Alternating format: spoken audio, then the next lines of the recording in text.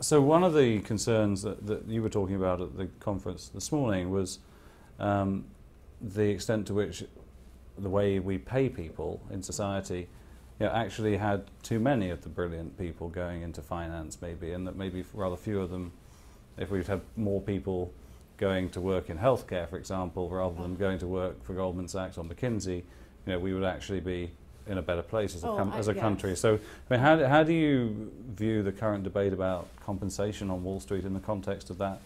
The need to, a society, to send the right signals to our best people as to which careers they should take. Absolutely. Right now, there's a very clear signal that's going out to young, brilliant people everywhere, and the signal is the opportunity to earn that incremental labor costs for working on finance, working in that industry, is going to be much more difficult to achieve. I think those regulatory hurdles coming in are going to slow down the fast raises and payouts that many people in finance have had the luxury of receiving over the last several years. And the net result is that these brilliant people will probably become less and less interested in working in finance and are likely to look at the demographics and see where the opportunities to earn incremental income are. If I were sitting in this seat and I was a high school senior, I would think to myself, the most important thing for me to think about are the demographics. As these baby boomers all retire and stop working entirely, they are my customers.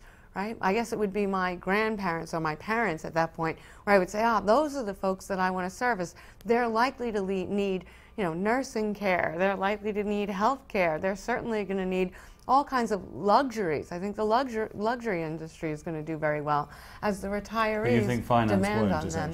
And I don't think that finance will, outside of the annuity business.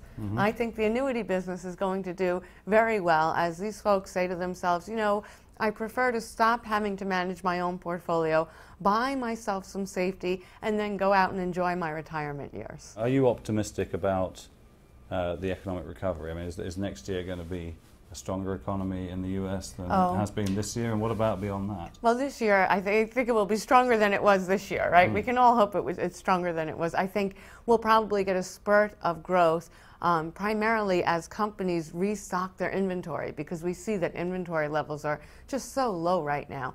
However, I think that we are entering into a phase where GDP growth is likely to be very subdued in the developed countries. I don't think we're going to return to the level of growth that we've seen over the last 10 years. Conversely, in the emerging markets, where the households were not as levered going into the crisis, they received an equal amount of support. Right? I think the multiplier effect will mean that real growth will happen there a lot quicker.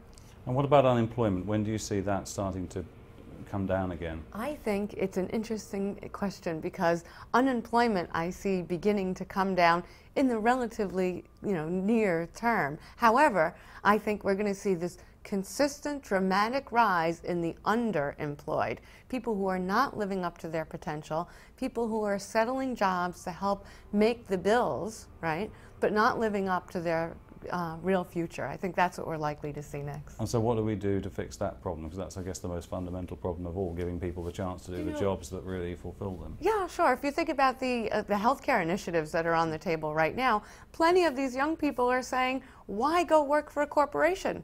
Look, you took away our pensions. Now you're taking away, we don't need you for our health care. We can get health care.